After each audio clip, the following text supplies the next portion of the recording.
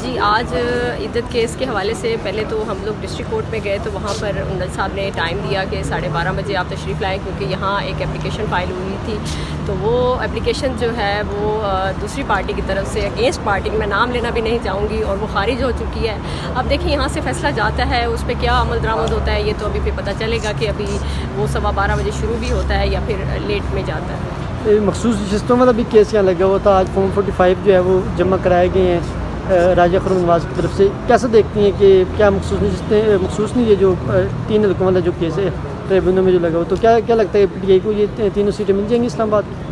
جی انشاءاللہ ہمیں بہت امید ہے۔ دیکھیں حق سچ کے لیے ہم کھڑے ہیں، اور حق سچ کے لیے ہی ساتھ دینا چاہیے، اور حق سچ کے لیے ہمیں انصاف کی امید ہی عدالتوں سے ہے، تو انشاءاللہ امید ہے کہ مخصوص نشستیں بھی ہمیں ملیں گی، اور جو فارم 45 والی سیٹس ہیں اسلام آباد کی اور ادھر کی تو انشاءاللہ وہ بھی ملیں گی۔ آپ لاہور میں پی ٹی آئی ورک کارکنان کے 9 کے مقدمے بھی دیکھ رہی ہیں، ان کو آپ بلوچ طریقے سے لے کر چل رہی ہیں، تو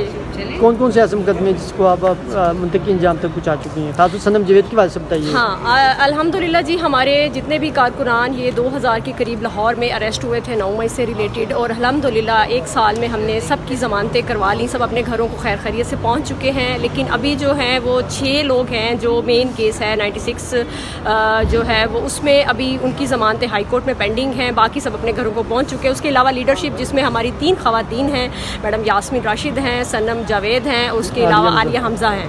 کل ان کو لے کے آئے تھے جو ہمارا جیل ٹرائل چل رہا ہے 9 مئی کے کیسز کے حوالے سے لاہور میں، اور کل شاہ محمود قریشی صاحب کو بھی پیش کیا گیا وہاں پر۔ تو صنم کے حوالے سے یہ ہے کہ صنم وغیرہ آج کل گجرانوالا کیس میں ان کی جو بیل ہے وہ پینڈنگ ہے، عالیہ اور صنم دونوں کی بیل، اور ابھی جو بیل میں جو ہے وہ ریکارڈ نہیں پیش کیا جا رہا جس کی وجہ سے وہ پینڈنگ اس میں جا رہی ہے۔ تو صنم جاوید یا عالیہ حمزہ ان سے آپ کی ملاقات ہوتی ہے تو ان کے کیا جذبات ہیں، کیا کہتی ہیں آپ؟ جذبات بھائی وہ جذبات بڑھ گئے ہیں، اب یہ بات کہتے ہیں نا وہ عشق والی بات بڑھ گئی ہے، خان صاحب سے اب عشق والا سین چل پڑا ہے، اور یہ پاکستان سے عشق ہے میں سمجھتی ہوں۔ صنم اور عالیہ اس وقت جو ہے وہ دن بدن ان کا جذبہ جو ہے وہ ہمیں اور جذبہ دیتا ہے دیکھ کر کہ وہ جب آتی ہیں پریزن وین، لٹرلی وہ پریزن وین اتنی گرم، آپ دیکھ سکتے ہیں یہ اسلام آباد ایک ٹھنڈا شہر ہے، میں یہاں کھڑی ہوں کتنی گرمی ہے، تو آپ اندازہ لگائیں وہ لاہور ہے، لاہور میں جس طرح کا انوائرمنٹ ہے اور وہاں پر اتنی شدید گرمی میں وہ آتی ہیں، اور آتے ہی وہ خان صاحب کا نعرہ لگاتی ہیں، اور کل انہوں نے دونوں نے ایک پیغام بہت مزے کا دیا ہے، وہ کہتی ہیں کہ خان صاحب کو کہیں کہ ہم ان کے پیچھے کھڑے ہیں، وہ خواتین ہو کر دیکھیں کس جذبے کے ساتھ کھڑی ہیں۔ اسی طرح ہماری باقی خواتین جو اریسٹ ہوئی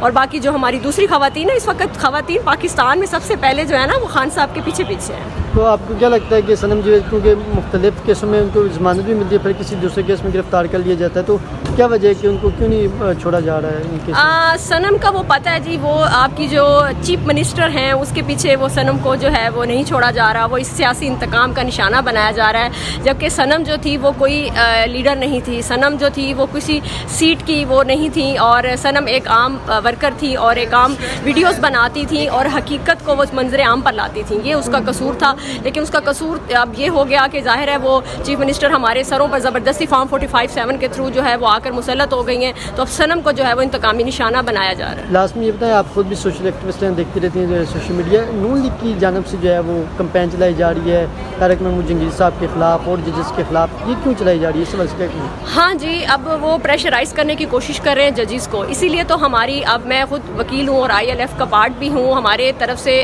ہم مختلف شہروں میں جو ہیں وہ اپنا ایک کنونشن کرواتے ہیں، اور اس کنونشن کا جو ہمارا مین کاز ہوتا ہے وہ یہ ہوتا ہے کہ ہم وہ کنونشن جو ہے وہ ہم عدلیہ کا ساتھ دینے کے لیے بھی کرواتے ہیں کہ عدلیہ کی آزادی بہت ضرورت ہے۔ جب ہم بات کرتے ہیں نا عدلیہ کی آزادی کی تو اس میں وداؤٹ پریشر ہونا چاہیے، اینی پریشر جو ہے نا ججز فیصلہ کریں۔ اب وہ ججز کے خلاف یہ جو جا رہے ہیں، میرا نہیں خیال کہ ایسا ہونا چاہیے، ججز اپنے عدلیہ جو ہے وہ آزاد ہے اپنے فیصلے دینے کے لیے۔ بہت شکریہ، تھینک یو۔